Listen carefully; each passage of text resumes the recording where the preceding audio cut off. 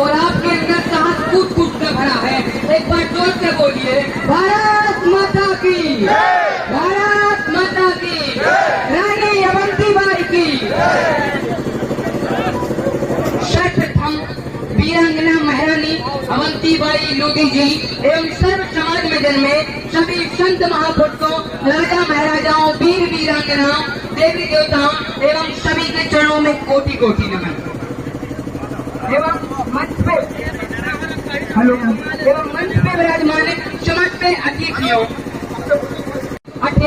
अहरवाल, कुशवाहा, कुर्मी, कुरैशी, कश्यप, कुमार, कोयरी, केवट, कटारे, खान, खत्री, खटी, गुर्जर, गहलोत, गुसाई, गोण, गर्ग, गोयल, घाटी, चौहान, चौरसिया, चंदेल, चौबे, चंद्राकर, चौधरी, जैन, जाट, जाटव, जोगी, जुलावा, ठाकुर, ठाकरे, लोधी, तामकर, तंतुआ, तिवारी, दुबे, दीक्षित, नायक, नेमा, नामदेव, पन्ना, पांडे, पढ़ा, पासवान, पाल, पठान, पटेल, पटेरिया, भदौलिया, विश्वकर्मा, बंजारा, बघेल, वर्मा, बर्मन, बहेलिया, भादिया, भदौलिया, भील, मौर्य, माली, मोरई, मराव, मैतेले, मराठा, मेहता, मिश्रा, माझी, यादव, राजपूत, रघुवंशी, रजक, राव, रावत, राठौर, सिसोदिया, शेख,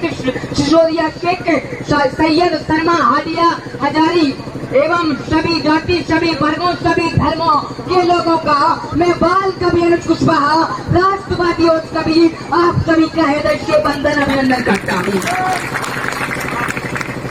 मेरे प्यारे भाइयों बहनों, 1857 से 1947 तक के आजादी के महासंग्राम में हमारे वीर जवानों ने, धरती पुत्र किसानों ने, भारत माता की बेटियों ने और मेरी प्यारी माताओं बहनों ने और 60 लाख से अधिक वीरों ने आहुति दी, तब जाकर आजादी आई। मेरे प्यारे भाइयों बहनों, जब हम गुलामी की जंजीरों एवं परतंत्रता की बेड़ियों में जकड़े थे, उस समय का एक आजादी का भयानक दृश्य आप सभी के सामने प्रस्तुत करता हूँ। के पास क्लियर आवाज पहुँच रही है कि लहू मांगती थी ये धरनी और लहू से हमने सींचा है, इन कंधों पर रखकर हमने आजादी का रथ खींचा है। अरे बेड़ियां थी इन पैरों में और इन हाथों में हथकड़ी, बांध ली वीरों ने सिर पर मौत के कफन की पगड़ी। अरे बहना की राखी टूटी और माँ की ममता को खोया है, मात भारती के चरणों को हमने रक्त से अपने धोया है।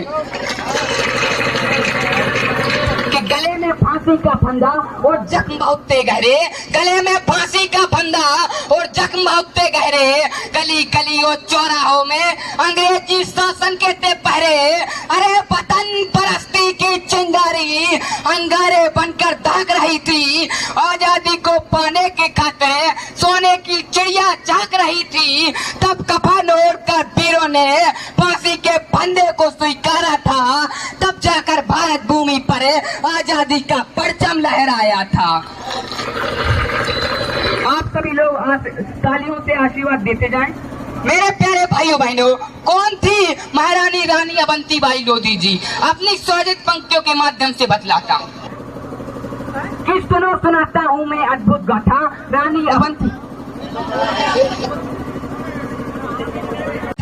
रानी अवंतीबाई लोधी की। शौर्य पराक्रम बल हिम्मत ओ अंग्रेजों के विरोधी की लड़ी लड़ाई, अंग्रेजों की विरोधी की। सिवनी जिला गांव मनखेड़ी ओ जुझार सिंह के घर जन्माई थी। दूर दूर तक फैली की थी जब रानी ने तलवार उठाई थी। अरे शिक्षा दीक्षा हुई गांव में और रामगढ़ की बनी महारानी थी। इतिहासों के पृष्ठों में अमर हुई जिसकी अजब कहानी थी। की कुटी सन 57 में गजब की चिंगारी थी। भारत माता की बेटी अंग्रेजों पर भारी थी, वो रुकी नहीं, वो झुकी नहीं, अरे मर्दन करती जाती थी। अंग्रेजों के सम्मुख महाकाली और अर्धचंडी बन जाती थी। अरे क्रांति की भीषण ज्वाला लावा बनकर आई थी, वो साधारण सी नर नहीं, महारानी लक्ष्मीबाई थी। स्वतंत्रता की लड़ी लड़ाई और अंग्रेजों के सम्मुख अड़ी रही। विपदाओं के बादल छाए फिर भी सीना ताने अड़ी रही। अरे विपदाओं के बादल छाए फिर भी सीना बिना ताने अड़ी रही, काली घनघोर अंधेरी रात और काल की बदली छाई थी, परलोक सिधारे राजा तब राम गढ़ पर विदा आई थी, रियासत रजवाड़े में पतियां चूड़ी भेजी। मेरे प्यारे देशवासियों, महारानी अवंतीबाई जी ने एक तरफ युद्ध का पत्र भेजा और एक तरफ चूड़ियां भेजी। अगर तुम्हें युद्ध पसंद नहीं है तो चूड़ियां पहन लो। तब कहता हूँ कि रियासत रजवाड़े में पतियां चूड़ी भेजी और सभा बुलाई थी। इन दुष्ट दरिंदों के खातिर रानी ने तलवार उठाई थी। तलवार उठी रानी की तो दुश्मन थर थर कांप उठे और होता था भय। दोनों हाथ उठाकर बोलो रानी अवंतीबाई की। दोनों हाथ उठाकर बोलो रानी अवंतीबाई की। सिर्फ 3 मिनट, ओनली 3 मिनट।